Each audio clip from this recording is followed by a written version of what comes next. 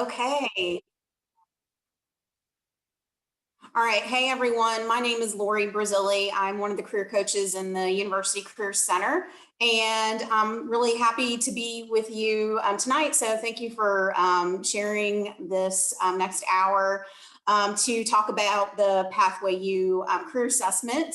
And just a little bit about me. I've been doing this work for a little over 15 years now. I do have a recruiting background, and I've worked with just about every major that exists out there. So if I can be of assistance to you, I'll drop my email in the chat towards the end of the presentation. Just feel free to reach out to me. So yeah, and I work mainly with students in kind of interested in technology careers. So any of you are studying computer science or data science, that tends to be the area that I support at UNC Charlotte. So definitely want this to be interactive. So there will be some parts where I'll ask for participation, but as you have questions, just drop those in the chat and then I'll try to get to them as we go on. So I'm going to share my screen. There is a presentation. Let's see here.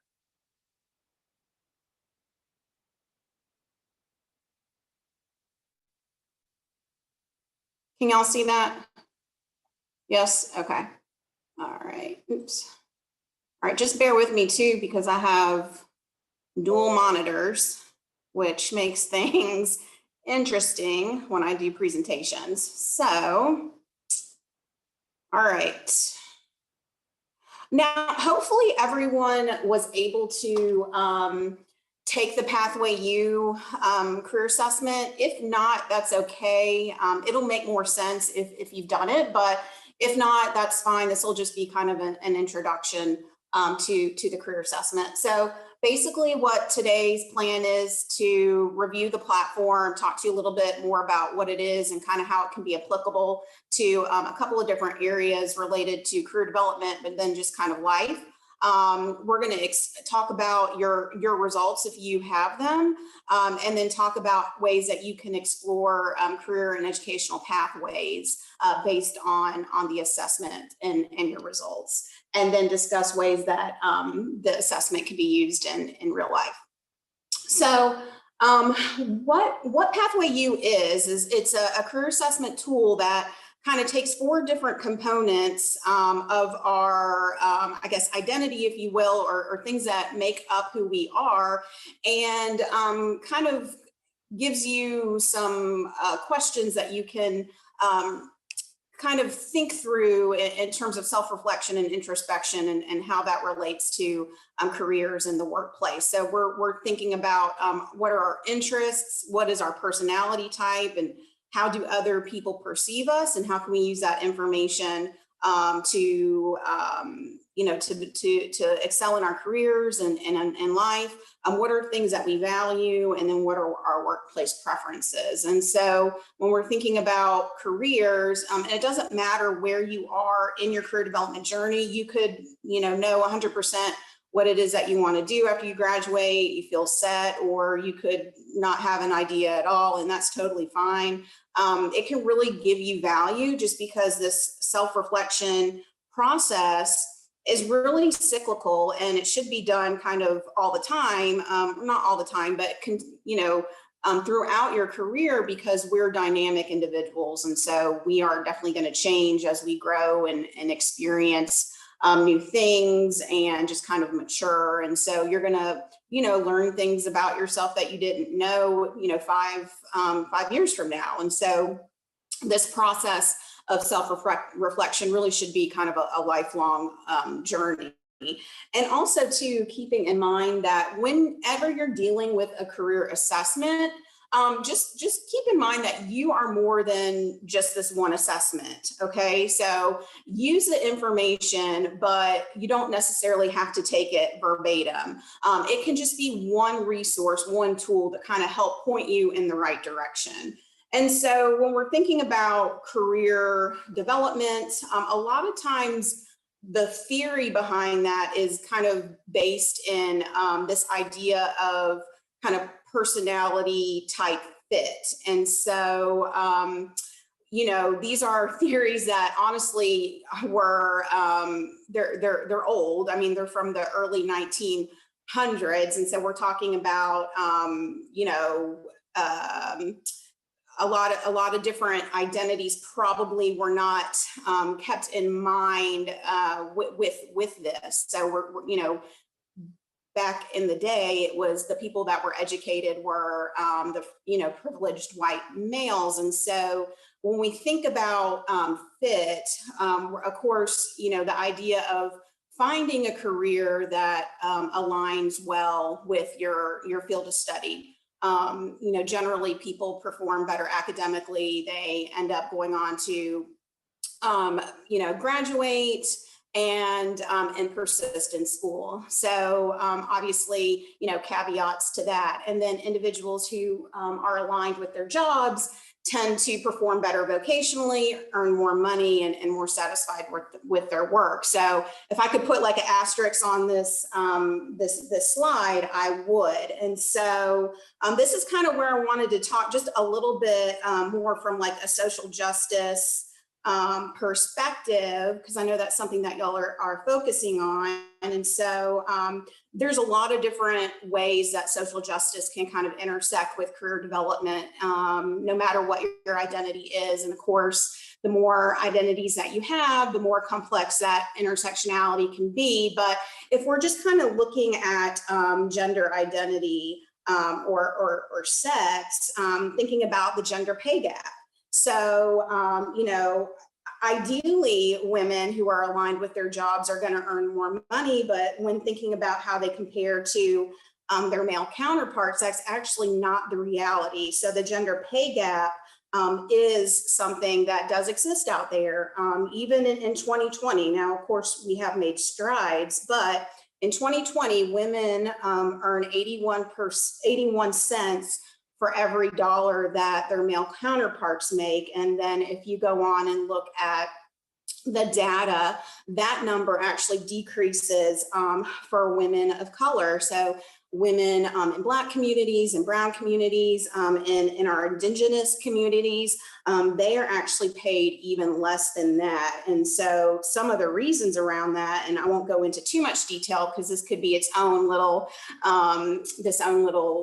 presentation, but just kind of unconscious bias and discrimination against women. And you probably have heard of unconscious bias, and that can kind of come up in a lot of different ways, but there's the assumption that, you know, women are more likely to leave their job to have children, or that women who are working moms should earn less. And so that is kind of unconsciously been, you know, that has been kind of ingrained in us unconsciously. And so that is one of the reasons why that gender pay gap exists. And so that gap, the more that you go up the kind of advancement ladder, your career progression, you know, the folks at the top are the ones that have the power. And if you look at, you know, people that are in CEO positions, things like that, a lot of times it's men, it's not women. There are women, of course, but not as many. And so those are the people that have the power to kind of change things. And so, so how do you advocate for equal pay? And I think advocacy is one component of leadership. And so good leaders, in my opinion, are, and in my experience, are those that advocate for their team and themselves. And so sometimes we have to be our own leader and we have to advocate for ourselves. And that comes into play with salary negotiation and things like that.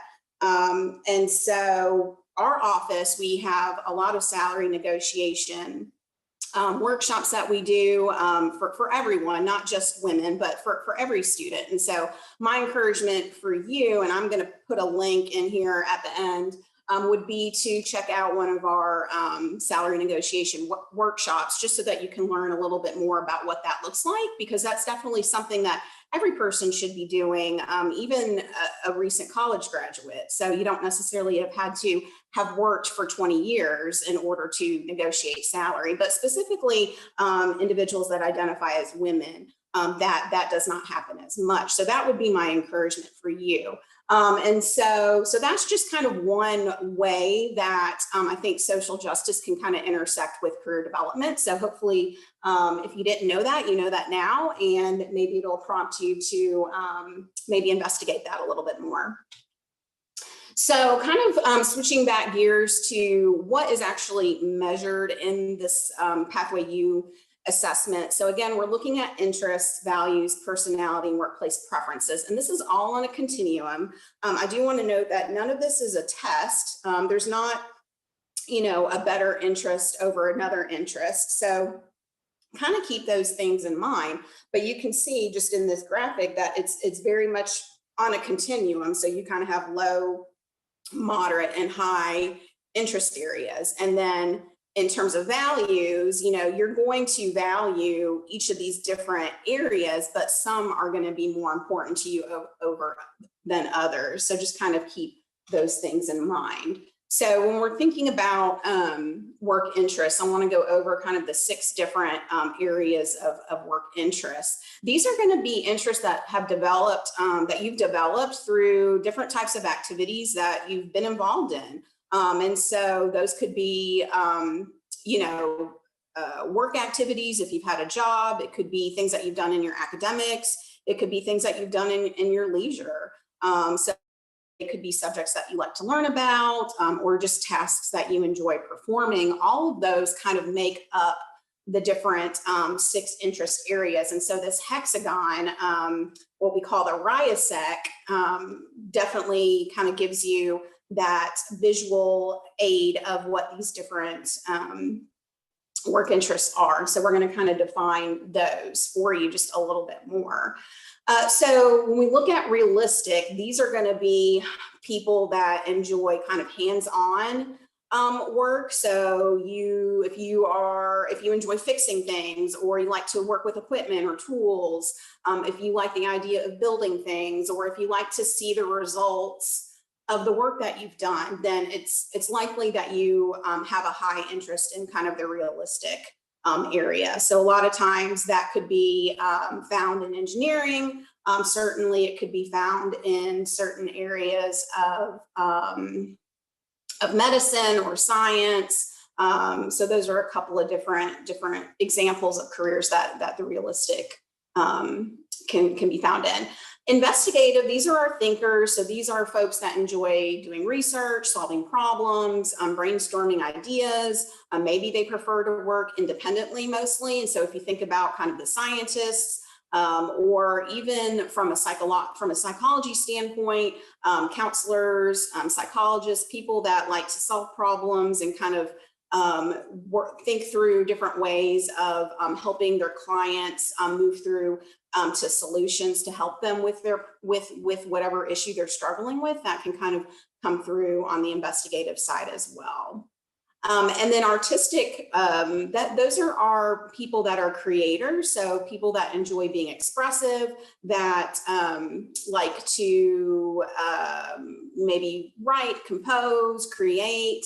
I think the way that I interpret this particular interest area is if you like unstructured environments, if you like the idea of having a flexible schedule, or if you like to be creative, then the artistic will probably show up for you within your assessment results. The next one is our social. So these are our helpers. These are people that are a lot of times will be found in education, counseling, coaching, people that like to work with groups or one-on-one with individuals and try to help give them some sort of practical advice. This could also be in ministry. So it's very much a people-oriented type. So social is my top interest area, just to kind of give you a little bit of perspective on that. Enterprising, this is also another people-oriented interest area. So if you like the idea of debating things, or you can sell, you could sell a pen to anybody. If you like the idea of having some sort of influence, or if you want to lead groups of people, then enterprising will probably show up in your interests areas. And then the last one is conventional. So these are our people that are highly organized, like to operate machinery, work with data. A lot of times this will come through in accounting professions, for example. Computer science also a lot of times will come through with the conventional as well. So you have the 6 different areas, and everyone, if you look at your results, you were given kind of your 2 primary areas and then 1 supporting. And so what I want you to do now is, if you can grab that, look at your interest assessment results, and then based on your top 2 interest areas, so you might want to refresh your memory on what those were. I want you to answer this question. If you want to, you can put it in the chat. But I am someone who is interested in what? So based on your results, let us know what that was, and I can pull up the chat here.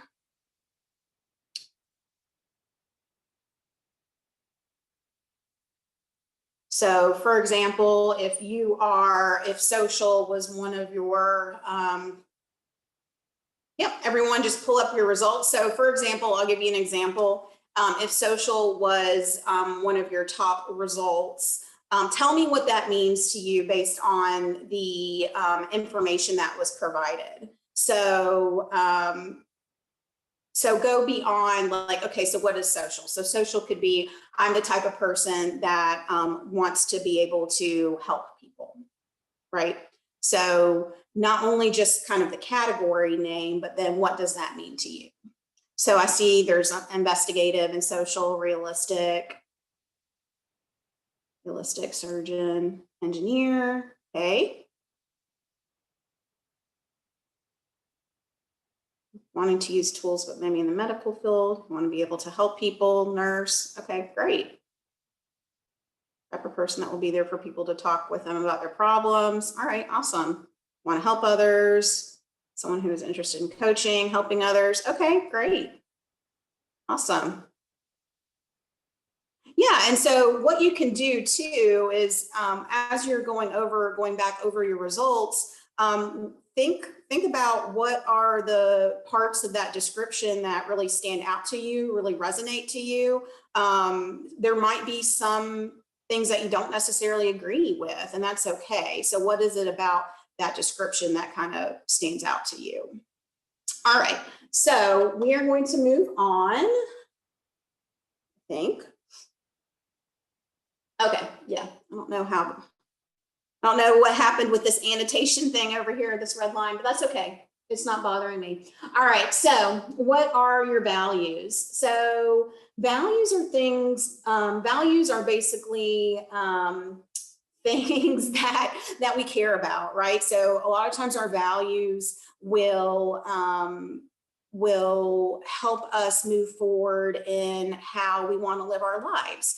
And so knowing our values and having them in our career are going to make us feel more fulfilled, that we're having some sort of purpose in our daily lives. And so there are going to be certain roles in our career that's going to fill some values, and then there's going to be some roles that aren't, unfortunately, and that's just, that's okay. And so like I said, we're dynamic people, we change, and so our values may change over time, and sometimes things are situational, but overall our values are going to impact our career satisfaction. So these are the 6 values that the assessment looked at. So with achievement, that would be, so this is one of my top values, is achievement. Having some sort of sense of accomplishment and being able to use my abilities at work. So to me, that's really important, just because I feel like I want to be competent in what it is that I'm doing, and I want other people to kind of recognize that. So that might be something that resonates with you. Independence, this would be if you value the ability to make your own decisions, you want to be creative, you like the idea of really working independently, then that might be important to you. And that doesn't mean that you can't work with people. I mean, every career out there, you have to be able to work with people no matter what. It doesn't matter if you're, in a lab looking under a microscope 8 hours a day. You still are part of a team, and you still have to be able to work with those people in order to meet the goal of the organization or your department. So recognition, so people that really value advancement or want to receive appreciation for the work that is completed, whether that is through, just kind of that acknowledgement from your coworkers or your supervisor, or monetarily, right? Relationships, people that really want to have a career or a work environment where they are friends with their coworkers, or they have the ability to serve others in some sort of way. Support would be being a part of an organization or in a career where you feel supported from management, from the leaders above you, and then wanting and desiring fair treatment for all employees, no matter where they are in the organization. And then working conditions is having a variety in your work day. So doing a variety of tasks, and then also kind of that stability in steady income, and then being busy at work. So again, you're going to have some level of value or some level of appreciation or need for all of these values that are represented here. However, some are going to be more than others for you right now, as you are in your journey right now. So I want you to go back and pull up your values assessment results. And I want you to, in the chat, kind of answer this sentence. So for me to be satisfied at work, it is important that I ... So check out your values assessment. Let us know what it is that's important to you.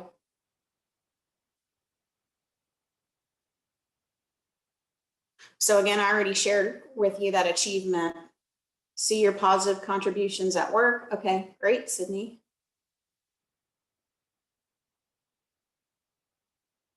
Who else? No wrong or right answer. Or they're all right, I should say. They're all good. Knowing what you're doing is making a difference. Awesome. Who else?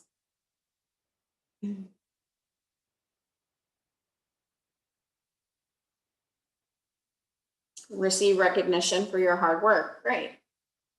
Awesome.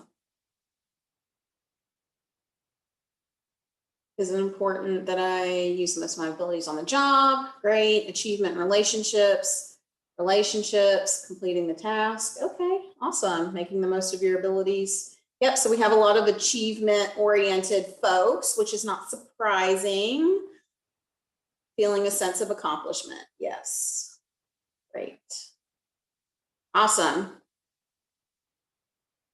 I think it's important to know what it is that you value, because, as you're evaluating careers and job descriptions and things like that, you're passionate about what you do. Yeah, awesome. You want to be able to fulfill that value so that you are, that you feel purpose in what it is that you're doing, and that you're enjoying your career, because you're going to spend 40 hours a week plus at your job, and you want to enjoy it. I can tell you that's super important. So knowing your values are going to help you kind of move towards that goal of finding that purpose. Okay, so in terms of personality, I'm keeping an eye on the time here. In terms of personality, so our personality is basically the way that I define it, and it's a little bit different than this particular assessment, but just looking at kind of patterns of our behavior, of our thoughts and our feelings. A lot of times it's things that that we don't necessarily know, because it's we don't necessarily recognize all the time, because it's so natural. It just comes natural to us. And so the more that we know about our personality, the more self-aware we are about ourselves, and about how others perceive us. That can be really valuable, especially when you're working with other people on a team. Okay, and so obviously you have work teams, you have the team that you're on at school here. And so knowing how people perceive you may make you pause and say, oh, okay, so if people perceive me as this and I don't like that perception, then maybe I need to change how I approach different situations or whatever the case may be. And so understanding which career opportunities will fit best with your personality is really important, because I think a lot of times that's where, for me anyway, that's where that kind of congruency between you and the actual job that you're doing come into play. So an example, we'll look at the different personality characteristics that this particular assessment goes over, but somebody that scores high on the conscientious kind of area is going to be seen as very reliable in the workplace, because they're going to be likely to meet assigned deadlines just based on their personality type. So that's kind of one example of how that personality characteristic can relate to the workplace. So again, we're looking at this on a continuum, low, moderate, high. So there's the honesty, humility scale. So we're looking at areas in terms of sincerity, fairness, greed avoidance, and modesty. Emotionality would be looking at things like sentimentality, dependence, anxiety, fearfulness, extroversion, how, social self-esteem, social ability, liveliness, social boldness, agreeableness, how flexible one is, forgiveness,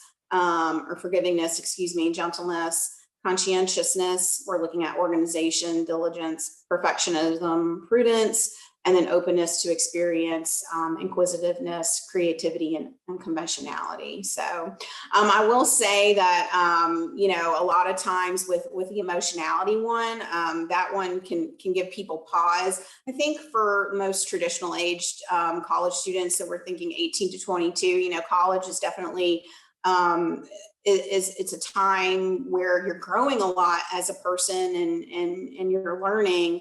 But it can cause some anxiety, and it can cause some fearfulness. And so a lot of times I see when I'm working with students and kind of helping them go through their assessment results, that they have kind of that they're on the low end of that. But it is, that is common for, where you are just kind of in your development as a person. So based on those traits, so this is again where you are going to pull up your personality assessment results.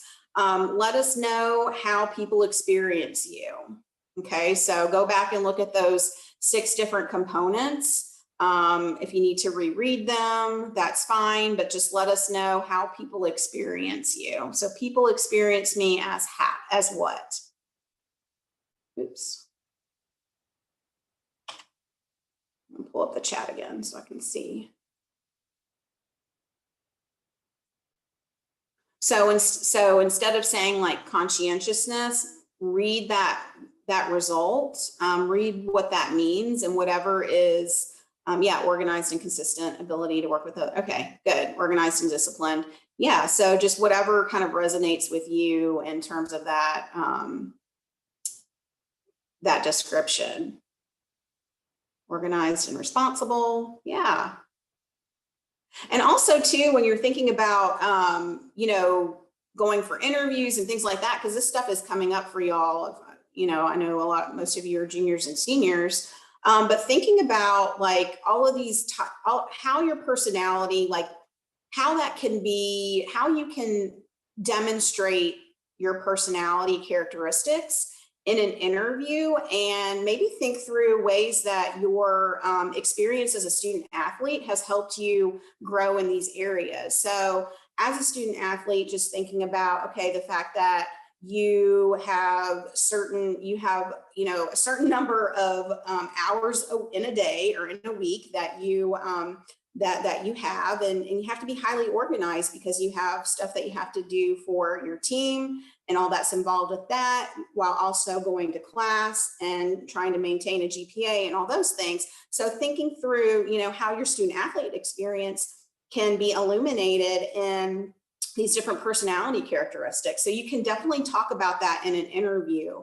You know, these kind of career competencies or soft skills that you've developed as an athlete. These things are needed in every career. It doesn't matter. So for those of you that have said organized, you think about ways that this experience has made you be organized. If it's ability to work with others, how is your experience as a student athlete required you to be able to work with others in your team, and give some examples of that. You know, open-mindedness. So just think through how this experience as an athlete can help you define these personality characteristics in a way that makes it more concrete and tangible for an employer. So that would be my encouragement for you, to kind of think through that and just write down or type out, you know, an example of those things. So thanks for sharing. These are all great. All right, so the next thing that we're going to look at, this is the last one, if I can advance the slide. So workplace preferences. So our workplace preferences, basically this is talking about the certain types of work environments that we would prefer to work in. Again, we can work in any type of environment. There's just going to be some that tend to be more align well with us based on our personality and our interests and our values. And so our workplace preferences can not only describe our individual preferences, but then also existing kind of organizational environments or cultures, if you will. So looking at these 6 different workplace preferences, we have excellence, guiding principles, collaboration, innovation, recognition, performance, and stability. And so excellence is basically wanting, desiring quality in the work that is put out, not only by you as an individual, but maybe by the organization. So how are you distinctive and unique in what it is that you do, that product that you put out, that service that you provide to your customer or client. Guiding principles, so having a clear guiding philosophy, having a good reputation, that might be really, really important to you. Or maybe you value the idea of working in a collaborative environment where it is normal to share information freely. So, and a lot of times there might not be that hierarchy in organizational structure. Or maybe you value the idea of being in an innovative environment. So you're free to pursue new ideas and be creative and take risks. A lot of organizations value that. And so if that's something that you value, then that's helpful for you to know as you're investigating these different companies that you're going to be, you know, interviewing with. Recognition is looking for advancement, professional growth, receiving good pay for the work that you do. Performance, looking at environments that are results oriented, that maybe value, maybe even a little bit competitiveness, where there's expectations that are set and you have to meet those expectations. And then stability, desiring a calm environment, maybe low conflict. All of these things kind of encompass different workplace characteristics. And so some of them are going to be more important to you than others. And so I want to know, what are some qualities or characteristics that you might look for in a workplace when you search for a job after graduation, or maybe an internship. So if you're a junior and you're looking for internships, let us know. Let us know. Hold on, let me go back here. Sorry, y'all. In the chat, what it is that you're looking for in a workplace. Team environment, recognition, okay. Awesome. Collaboration, Stability and collaboration, okay. Advancement. Everyone working together to achieve a common goal, great. Quality, okay. So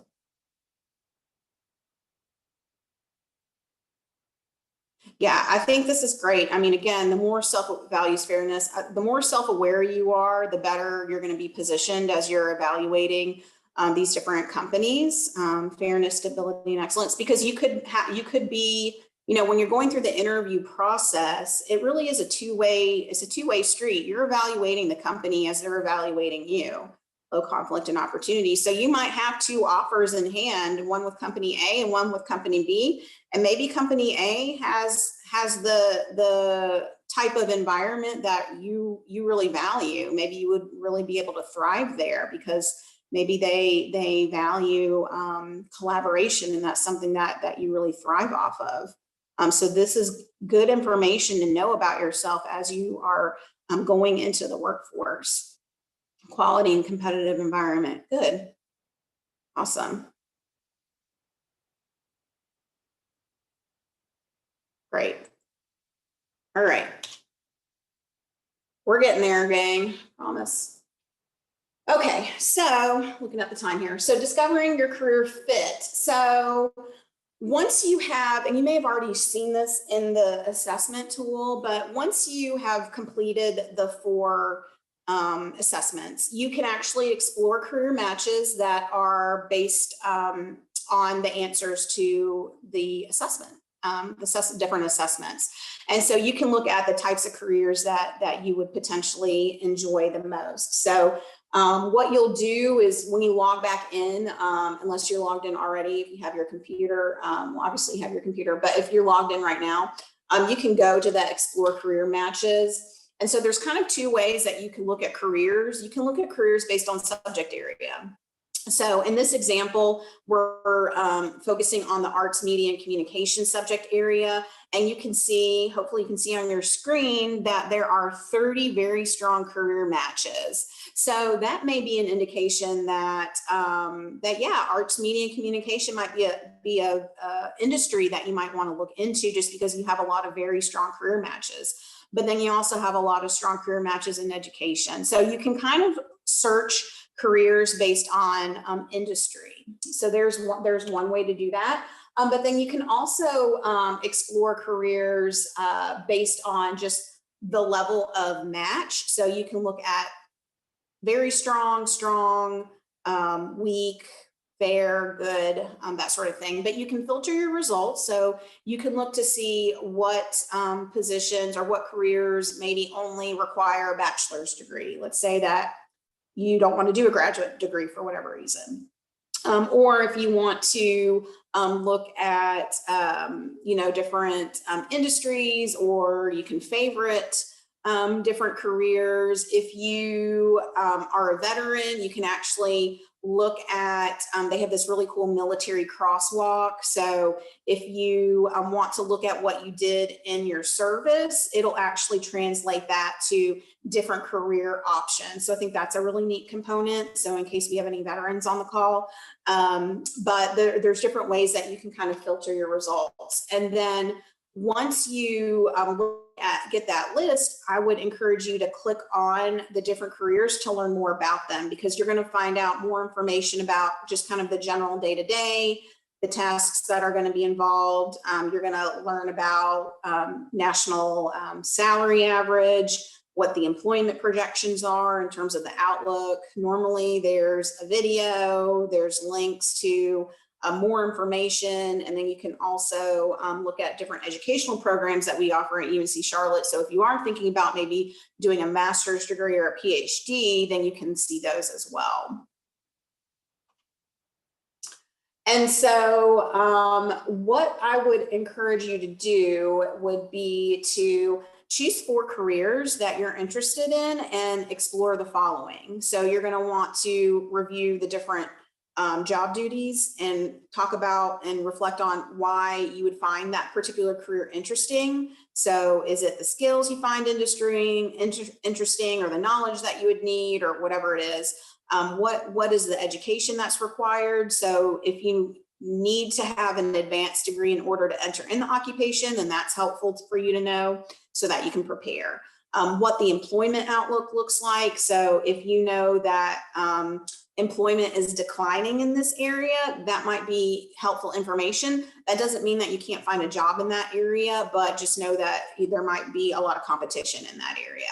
And then the average annual salary. So this might be something that you want to take in consideration based on the type of lifestyle that you want to lead, or just to kind of give you a little bit more of information on what you can expect in terms of this is what the market is paying for a career in this particular field. So once you do that for those 4 different careers, then what you can do is look at the different themes that you kind of see bubbling up, whether it is based on the job description, where you're finding that, okay, all of these 4 careers involve hands-on with working with people, assisting people in some sort of way, or helping people, or whatever the case may be, or you're seeing that you're really drawn to a particular industry, whether that's engineering or medical or whatever the case may be. So that will kind of help you learn not only about careers, but then the themes that you're kind of finding based on that research that you've been doing through the career assessment tool. So here is a real life situation. So you attend a networking event and a professional asks you what type of work environment you're looking for after graduation. What would you tell them based on your Pathway U results? So again, I'm gonna pull up the chat here. Let me know, pull this down so you can see. You attend a networking event and a professional asks you what type of work environment you are looking for after graduation. What are you going to tell them? So let me know what you're going to tell them.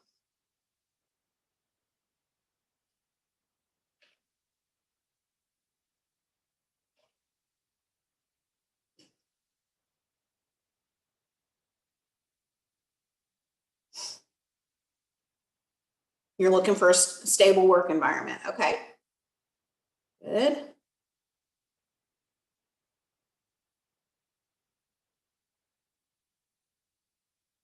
An organization that is all about helping others. I like it. Team oriented. Like it. Stable, quality, competitive. Good. Company that is into finding new ways to solve problems. Good. Flexibility. Okay, good. Excellence, quality, collaborative, team oriented, definitely stable, low conflict. Okay, cool deal. Awesome. Right. Okay, so you're in an interview for your first job after college, and the recruiter says that you'll be closely working with a team of 4 individuals in a shared workspace within the office. So based on your Pathway U results, would you be drawn to this or not? Again, you're going to be working closely with a team of 4 individuals in a shared workspace within the office. So I think the big thing there is the shared workspace within the office. So does that seem like something that you would be drawn to? What do you think? Yes. Yep. Yes. All right. Sure. And sometimes you don't know unless you get into it and experience it, if we value each other's opinions. Yeah, and that might be something that you'll need to investigate in the interview. Yes. Okay. I have worked in that type of environment before, and yeah, it's definitely great if you get along well with your with your coworkers. Definitely very team oriented. Have to be able to communicate and trust everyone, and at least in my experience. So some people thrive in that, and others, they're like, you know what, I actually need my own like workspace. I need to have a little bit of so where I can focus. Some people can't focus in that type of environment. So it's not that you don't like working with people or that you can't be part of a team, but it might just be you need your own space so that you can focus. So there's different ways that you can kind of interpret that. But thank you for sharing your thoughts on that. So if you are curious about your Pathway U results, or you just want to make an appointment with us, please do that. You can do that through Hire a Niner. We are happy to go through your results with you or have any other career conversation. This is showing you how you would do it for Pathway U, but you can see that there's different types of career coaches that you can meet with. You can also do a mock interview if you would like. And you would just do that through Hire a Niner. So that is pretty much all I have. This will be a time for questions. So what I'm going to do is stop sharing my screen, and I can figure out how to do that. Stop share right here. Okay.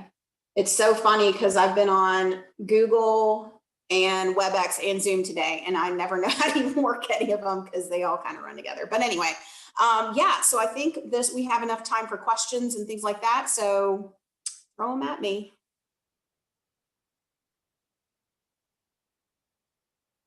What questions do you have about the Pathway U? Anything that I talked about?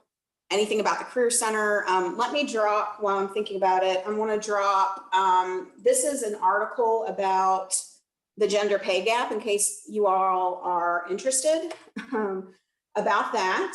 And then this is a link. We have a lot of salary negotiation workshops coming up, but this is just one, but you can find all of that information on our website. We are doing a lot of work around career development and diversity, equity, and inclusion. So we have like a Black professional series going on. We just wrapped up Inclusivity Week. So really trying to focus on different identities and things like that. So if you have questions about any of that, I'll try to answer those.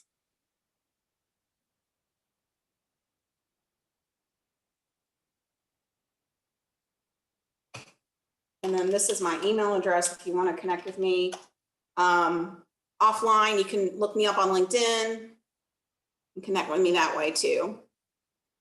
Well, haven't seen anybody chime in or anything. So before I drop the Google form, I would like to say that you guys please take advantage of the Career Center. It is a tremendous resource at y'all fingertips. I talk to people every day around the country, and they don't have anything like we have here on this campus. Some of the services that they are providing, for instance, like Pathway U that y'all have already taken advantage of, if you get that done on your own, it might cost hundreds of dollars, especially to have someone to sit there with you and go through it. This is a phenomenal resource for you guys. So please, please, please, if you're not comfortable talking right now, please take down her email and reach out to her. For the seniors that are on here, you should have gotten something by now from myself, Reagan, or Sam, for us being your point of contact for your senior year. If you have not gotten something from one of us, please just reach out to one of us or reach out to me, and I can show you who is your person. But outside of that, if you don't have, would I be able to let my little sister also use Pathway U? I'll let you handle that question.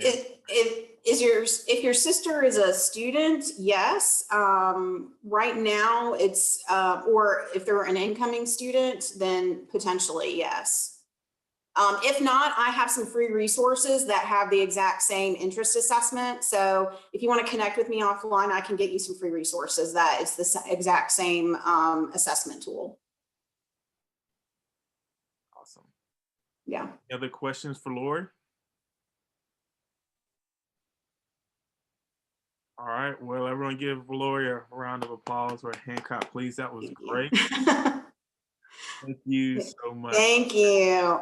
Okay, well, I'll sign off then. And again, if I can help any one of you, please just shoot me an email or reach out on LinkedIn.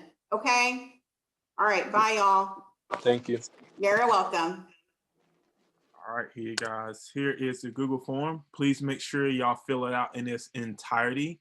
At that point, I would give you your life skill credit. Other than that, if you guys think of any of your teammates that could benefit from this, it was sent out to everyone, especially now that you guys have sat in on the presentation. If you have some teammates, whether they're seniors or not, that are struggling to figure out what they want to do with their lives, please tell them to take this assessment. They can come by and talk to me about it, or they can talk to Lori. But you guys are free to go now. Thank y'all for logging on. Thanks, Chris. Thank you.